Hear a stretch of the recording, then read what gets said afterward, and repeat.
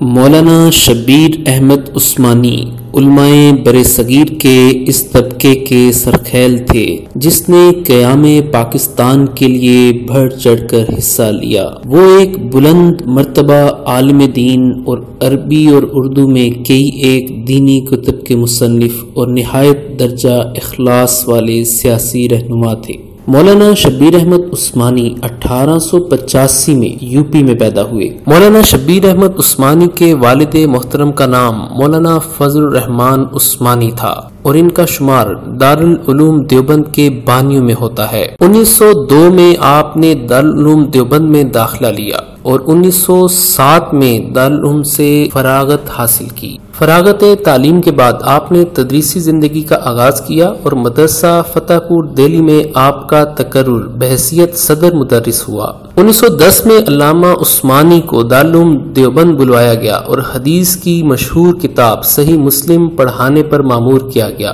دارالعلوم دیوبند میں آپ نے 1928 تک تدریسی خدمات سر انجام دیں۔ علامہ عثمانی جامعہ اسلامیہ ڈھابیل کے صدر مدرس مقرر ہوئے اور تقریباً 2 سال تک آپ جامعہ کے صدر مدرس رہے۔ 1935 میں آپ دوبارہ دارالعلوم دیوبند تشریف لائے اور آپ کو دارالعلوم کا محتمم مقرر کیا گیا۔ آپ اس منصب پر 1944 تک فائز رہے۔ مولانا شبیر احمد عثمانی کی زندگی کا بیشتر حصہ درس و تدریس میں گزرا۔ آپ کے مشہور تلامذہ میں مولانا سید مناظر احسن گیلانی، مولانا محمد ادریس کاندھلوی، مولانا مفتی محمد شفیع، مولانا محمد یوسف بن نوری اور مولانا مفتی عتیق الرحمن عثمانی شامل ہیں۔ علامہ شبیر احمد عثمانی بلند پایہ خطیب، مدرس ہونے کے ساتھ ساتھ نامور مصنف بھی تھے۔ مولانا شبیر احمد عثمانی کو صحیح مسلم سے بے حد شغف تھا، چنانچہ آپ نے صحیح مسلم کی شرح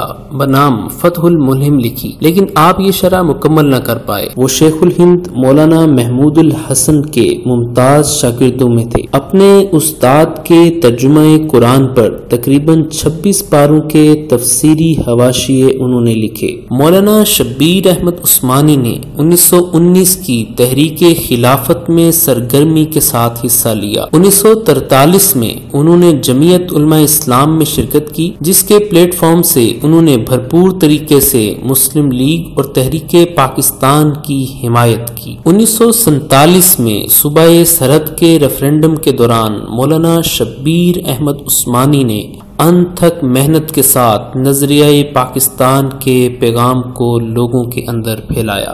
آپ کی تمام زندگی خدمت اسلام میں گزری اور آپ کے کردار نے مسلمانوں میں زندگی کی روح دوڑا دی۔ سیاسی اور ملکی خدمات میں آپ نے بڑھ چڑھ کر حصہ لیا۔ تحریک خلافت میں آپ جمعیت علماء ہند کی مجلس عاملہ کے زبردست رکن تھے۔ مسلم لیگ میں شریک ہو کر تحریک پاکستان کو تقویت بخشی اور ایک جماعت جمعیت علماء اسلام کے نام سے تشکیل دی، جس کے پہلے صدر آپ منتخب ہوئے۔ کشمیر کی جدوجہد آزادی میں بھی آپ نے نمایاں حصہ لیا۔ پاکستان کی پرچم کشائی ایک نہایت مقدس تقریب تھی، اس لیے اس کا افتتاح کسی مقدس ہاتھ سے ہونا تھا، چنانچہ قائد اعظم نے یہ سعادت شیخ الاسلام علامہ شبیر احمد عثمانی کے سپرد کی۔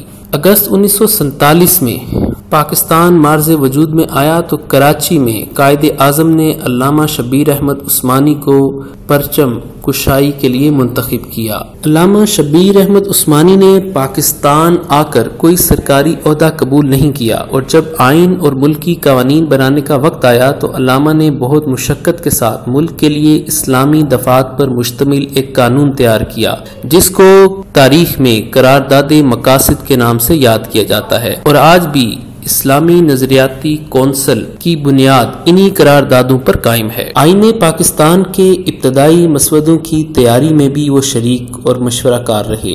بانی پاکستان قائد اعظم محمد علی جناح کی وصیت کے مطابق آپ کی نماز جنازہ بھی مولانا شبیر احمد عثمانی نے پڑھائی۔ 13 دسمبر 1949 کو بہاولپور میں آپ کا انتقال ہوا۔ آپ کی لاش کراچی لے جائی گئی اور محمد علی روڈ کے قریب آپ کو سپرد خاک کیا گیا۔ مولانا مفتی محمد شفیع صاحب نے نماز جنازہ پڑھائی۔ تحریک پاکستان میں اگر ایک طرف دنیاوی حیثیت کے لوگوں کی خدمات ہیں تو دوسری طرف اتنی ہی علامہ شبیر احمد عثمانی کی دینی خدمات ہیں۔